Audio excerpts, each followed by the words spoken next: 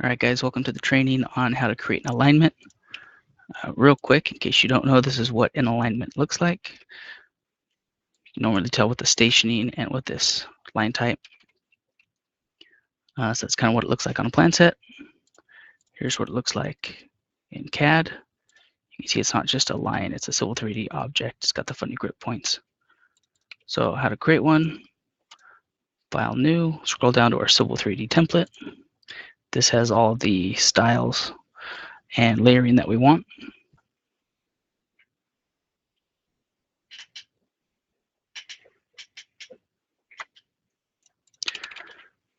First thing you want to do is save it.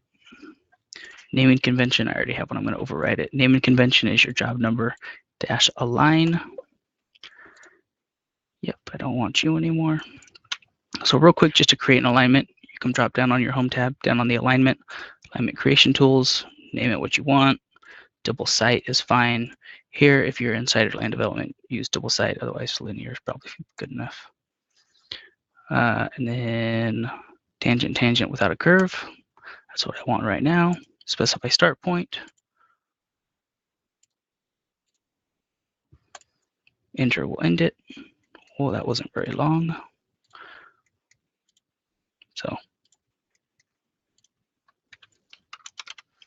that's kind of just a quick and dirty how to create an alignment. So now we'll show you kind of some best practices. So I have a job that I pulled from. I just grabbed a control. So usually when you cut an alignment, it'll be along a section line. I thought I had this pathed.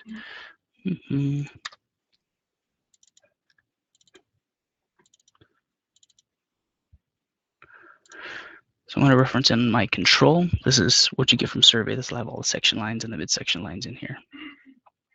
Overlay's fine. We don't want this to show up anywhere else. Zoom extents, ZE will take you up to where it is.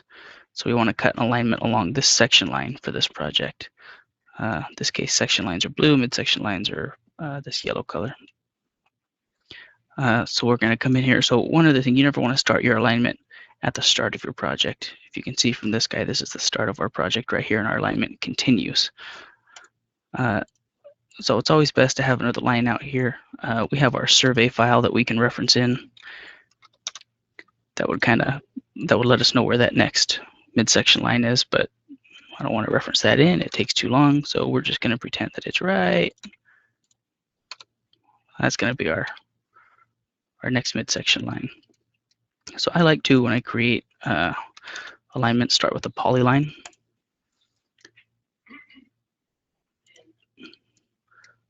Oops.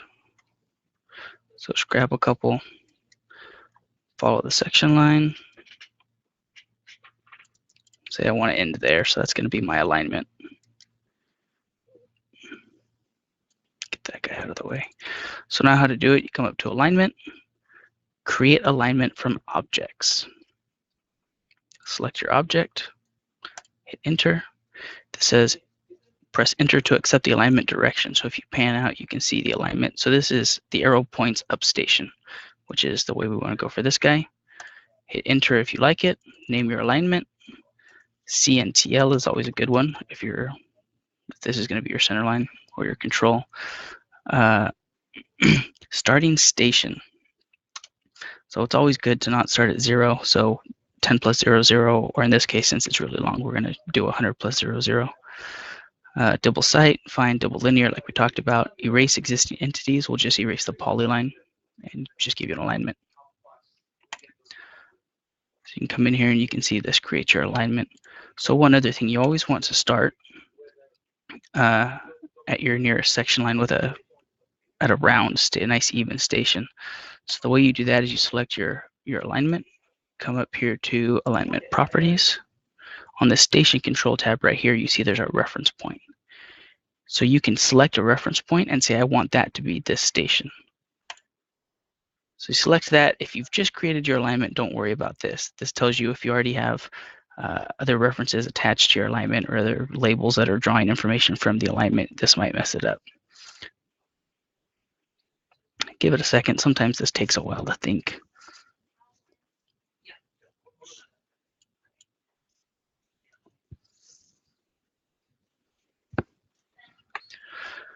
So now you can just go pick a point if it lets you.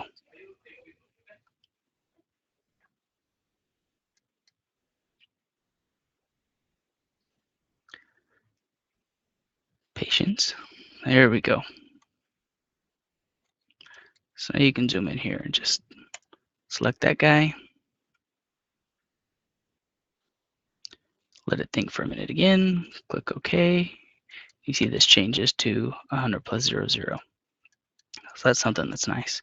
Another thing to be wary of when you come over here, notice that these stations, 101 plus 0, 102 plus 0, 103 plus 0, you see there's no 104 right here because we use this match line instead. So if we leave the smart labels as is, you'll see a 104 here, and then on the other sheet, you'll see a plus 0, 0. So one way to get rid of that is if you come in here to the station that you don't want, if you hold Control and select your label, you can drag your properties window over here for the station label and click text site no plot. You see that changes it to a no plot. You got to do the same for the tick mark if you want. Tick no plot. So that's how you do that. And you would just do that for all the ones that you don't want. One other ones, if you don't want these PI labels in here, you can come in. If you see, we don't use the PIs. We typically do a drop down like this. So you can come in here. It always takes me a minute to figure out how to do this again. Let's see, edit label group geometry point.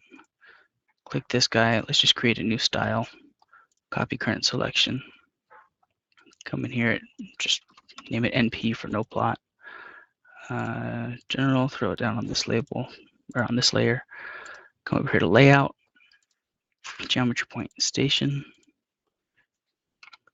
Change this guy to 34 for a no plot. You got to do the same thing for the line and the marker.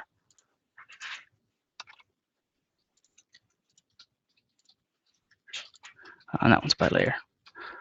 Click OK, OK, OK. You see that changes that guy to a no plot. In fact, I think it changes all of them to a no plot. Yeah, there you go. So quick and dirty, that's how you create an alignment. If you see any other best practices, feel free to go ahead and let the CAD committee know. Other than that, thank you.